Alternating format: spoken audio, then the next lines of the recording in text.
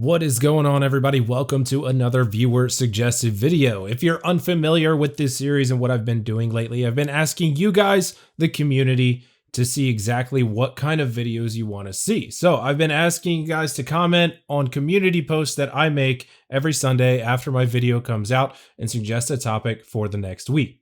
So if you want your shot at having your video suggestion made, go over to the community page and drop a comment when I ask for the next topic. If you want to know exactly when that happens, make sure you subscribe to the channel, turn on the bell icon. That way you'll be notified whenever I upload new content or I post to the community page.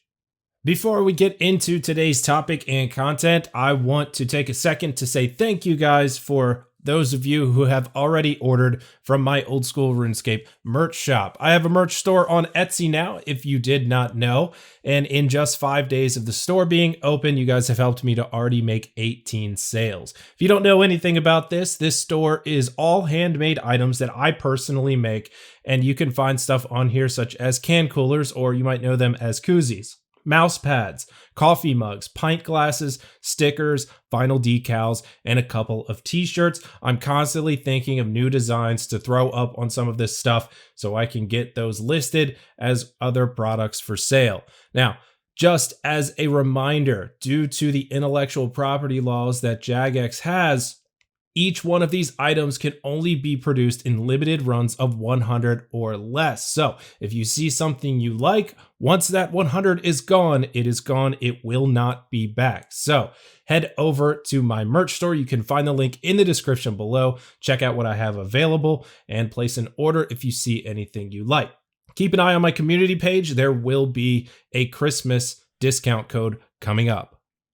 So today's topic comes in from Jonathan485. Jonathan485 is asking for a video about what order you should max your skills in. In other words, maxing a skill that makes you money to what skill to max using that GP and the most efficient way to do so. Well, this is a very good topic, and I'm not sure that I've ever done a video like this one, so I liked this one the most for this week's topic.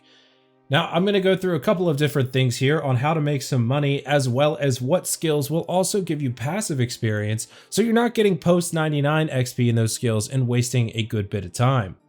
So the first thing that I want to say is all skills are important somewhere along the line throughout the game of RuneScape. Now, my first suggestion here is going through and getting all of your base stats to level 70. Now, you can work through this in absolutely whatever order that you like. I am not an efficient player, and I choose to do things not efficiently because it's more relaxing to me to play the game that way.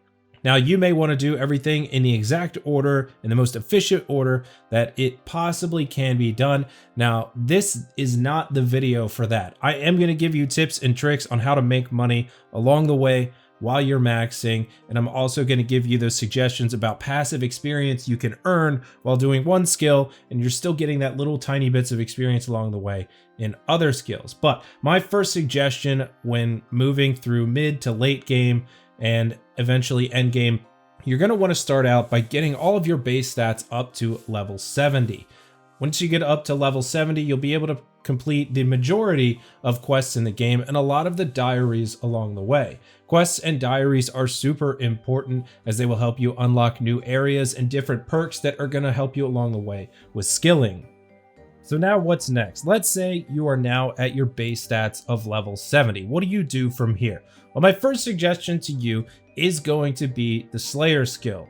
The Slayer skill is built on making you money. While you're doing the Slayer skill, you're constantly getting assigned tasks that you could either do, skip, or block. Doesn't matter which, depending on what you're looking for. But you pretty much have the ability to tailor the entire skill to do nothing but make you money. Now, along the way, while you are getting 99 Slayer, you are also getting combat experience. So on your way to 99 Slayer, you're easily going to be able to get some 99s, whether it be attack, strength, defense, ranged, or magic. Now, for this in combat, 99 strength is going to be the most important combat stat to get to 99 first. Accuracy does matter, which is what the attack skill is for. However, if you're sitting at base 70s at combat, you're going to want to get to 99 strength, followed by 99 attack, and then 99 defense. Following that, you're looking at the range skill. Range skill would come in handy after that, so you get 99 range after you finish the melee stats, and this will help you along the way since you'll already have 99 defense, so you'll take less damage, use less supplies along the way. Magic is another story which really could be done at a later time.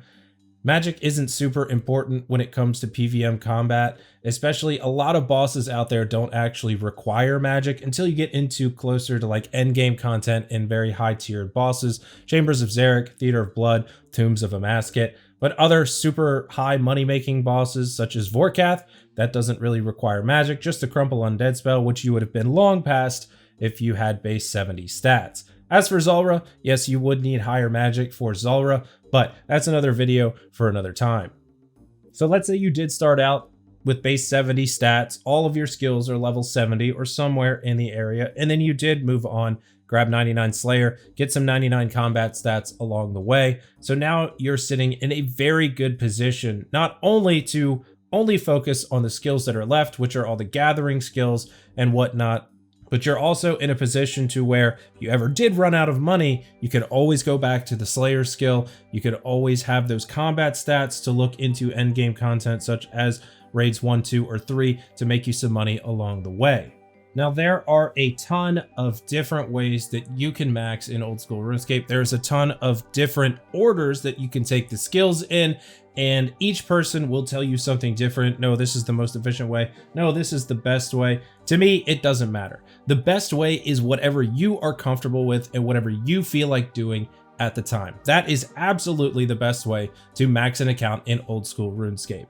I've known many people over the years who try to take the most efficient skill grinding ways to level 99 in every skill, and they burn out before they get there. They quit the game, they don't come back. They've been AFK for years. So I am telling you personally, do it however it makes you comfortable, but I will tell you and encourage you to use the methods that I'm about to explain. So I want to start out here with firemaking. Firemaking is an incredibly easy skill to do, especially with Wintertot being around. Now, why firemaking? Well, firemaking is actually important because after level 85 firemaking and an unboosted level of 61 woodcutting, you can then create an infernal axe. Now, the infernal axe gives you a 1 in 3 chance that when chopping logs, one of them will be consumed and give you half of the firemaking XP that is awarded as if you were to normally burn the logs. So once you hit level 85 firemaking and 61 woodcutting, you can create yourself an infernal axe, and then you can go to get 99 woodcutting, and on your way to 99 woodcutting, by using the infernal axe, you're getting passive firemaking XP, which it'll allow you to not have to spend that extra time burning logs or doing Wintertot, whichever you choose to do. Now, the initial crafting of the infernal axe is somewhat expensive because of the cost of the smoldering stone, but you can recharge the infernal axe with another dragon axe once it does run out. So this is the cheapest infernal tool that you can make due to the cost of dragon axes being so low and you being able to recharge the infernal axe with nothing but another dragon axe. So after you have your infernal axe and you chop your way all the way to 99 woodcutting, you can then turn around and head right back to Wintertot to finish out 99 firemaking. Then you have 2 skills out of the way there. Woodcutting and firemaking are now done. Any logs that you kept from woodcutting in the bank, you can go ahead and sell, and that is pure profit. Aside from the cost of the dragon axes you probably had to buy along the way to recharge your infernal axe. The next skill I would suggest that you do is going to be runecrafting, and you're going to be doing this by doing Zeah runecrafting. Not only will this skill get you a lot of money along the way, because from level 77 to 90, you'll be making blood runes, and then if you want to stay on the efficient path from 90 to 99, you'll be making soul runes, or you could continue on all the way to 99 by making blood runes for a little bit more profit, as well as some more passive experience. Now with Zeah runecrafting, you're going to be able to get passive crafting and mining XP from mining the essence blocks in the essence mine. How much? If you actually do it from 77 to 90 with bloods and then 90 to 99 with soul runes, you're looking at about 1.6 million crafting XP and 1.2 million mining XP. Now, crafting is and can be an expensive skill to train, so saving the money on that 1.6 million XP is really nice. Mining is a very slow skill to train, so you're looking at knocking out a good amount of hours from that 1.2 million XP that you'll receive along the way to 99 runecrafting. So after that, 99 runecrafting is now done, and then on to the next one. My next suggestion for your next 99 is going to be fishing. Now, for fishing, it is an abysmally slow skill no matter how you look at it. Unless you are super efficient and you want to do 3-tick fishing all the way to 99, you're looking at a very long time to get 99, pretty much no matter what method you choose. Now, I'm going to suggest for this, you're going to be doing barbarian fishing. Barbarian fishing will give you passive agility and strength XP while you are getting 99. The agility XP is incredibly important because that skill is just really slow. I'm pretty sure agility is probably one of the most hated 99s to get in old school RuneScape. As for the passive strength XP, you can choose to get that passive strength XP toward your goal of 99. However, most accounts, they're going to keep going past 99 strength, so you're going to be getting post 99 XP anyways. I would save your 99 experience for Slayer and combat training rather than depending on fishing for it. But getting the passive agility XP from barbarian fishing is very nice. You can start barbarian fishing at level 48 fishing. However, it is kind of slow. I would actually rather start somewhere around level 58 to 60 if you're going to go that route, and you're looking at somewhere in the area of 1.2 million agility and strength XP along the way. On to our next suggested 99. My next suggested 99 is going to be agility. Agility is mostly a useless skill, let's be real. But it does have a couple of benefits. The shortcuts around old school RuneScape are incredibly helpful when saving time traveling from place to place. Also, the higher your agility level, the faster your run energy comes back, so that is definitely nice. But from here, if you're going to get 99 agility, I would suggest doing it at the Hallowed Sepulchre. When you're doing agility at the Hallowed Sepulchre, and if you are looting all the coffins, you're going to get passive construction and thieving experience along the way. So that is another couple of skills that you don't want to miss out XP on, especially construction and especially thieving, because past 99, there's really not much to do with them. You don't really use them. They're not really super viable money-making methods, so why get more XP than you have to? So now at this point in the guide, we should have 12 99s, and those would be attack, strength, defense, range, hit points, magic, and most importantly, Slayer, because Slayer is going to help you get those 99s in the other combat stats by just doing Slayer. Slayer is basically a combat skill. As for our skilling skills, I guess you could call them, you would have woodcutting, firemaking, runecrafting, fishing, and agility. All of these skills have some sort of passive experience for another skill based on how you're doing it. So getting those out of the way while using those methods that give you that passive XP is pretty nice. Now at this point, you should have made money from getting 99 Slayer, and you should have also made some money by getting 99 agility if you do it at the Hallowed Sepulchre. Maybe you got lucky a couple of times and got some rings of endurance to sell, made a little bit of money from woodcutting, made a little bit of money from firemaking at Wintertot, and you've made a good amount of money at 99 runecrafting. As for fishing, not too much money involved there, or none at all with barbarian fishing. Now, if you're responsible and use your money in a responsible way, so only get what you need and not spend it on dumb stuff like buying and reselling gear based on what you want to do at the time, then you should be in a pretty good position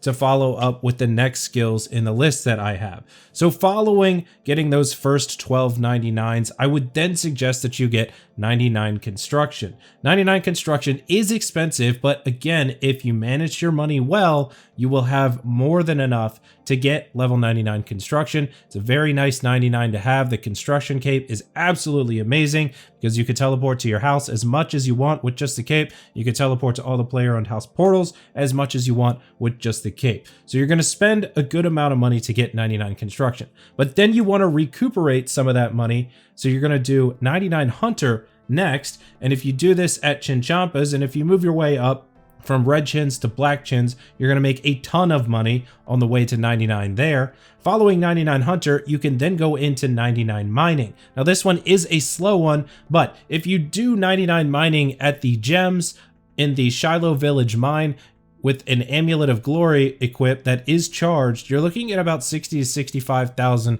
XP an hour once you get into those upper levels. And there is a bank deposit box down there, so you can deposit every gem that you get, and that will make you quite a bit of money on the way to 99.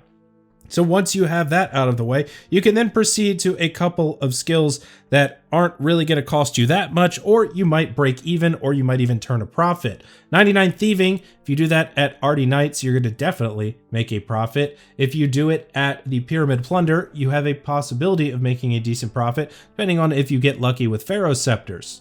Following thieving, you can then go into cooking. 99 cooking is profitable. So if you do buy the right fish and use your cooking gauntlets along the way, you will turn a slight profit by getting 99 cooking.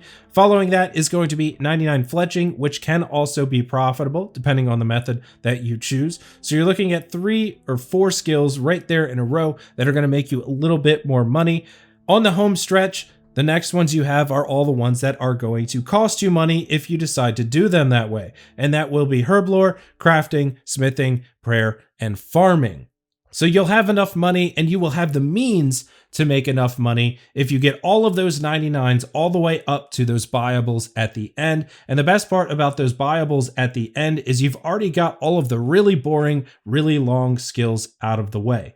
Herblore, crafting, smithing, and prayer can all be really fast depending on what you're willing to spend. The only one that wouldn't be fast is going to be 99 farming. That does take days, weeks, months, however you're going to do it. It can be expensive, but it is basically passive. You can take a break from whatever you're doing and then go do your farming runs. Take 10, 20, 30 minutes, however long it takes you to do that run, and then you are back to whatever you were training in the first place. So that is it. That is my roadmap to level 99 in every skill in old school RuneScape. If I had to turn around and do it all again from a brand new fresh account, this is absolutely the order that I would go in. It seems to make the most sense to me. Is it the absolute most efficient way out there? Probably not, but I can balance enjoyment and efficiency out of this way of getting to 2277 total. So I really hope that I have answered your question, Jonathan485, in a way that suits you. For the rest of you, if you submitted, please try again on the next community post. I do appreciate all of the suggestions for the viewer suggested video series. If you like this video, please leave a thumbs up down below. Don't forget to subscribe to the channel, and don't forget to check out my old school RuneScape merch store. The link for the Etsy shop is in the description below the video. As always, everybody, thank you for watching. I will see you on the next one. Take it easy.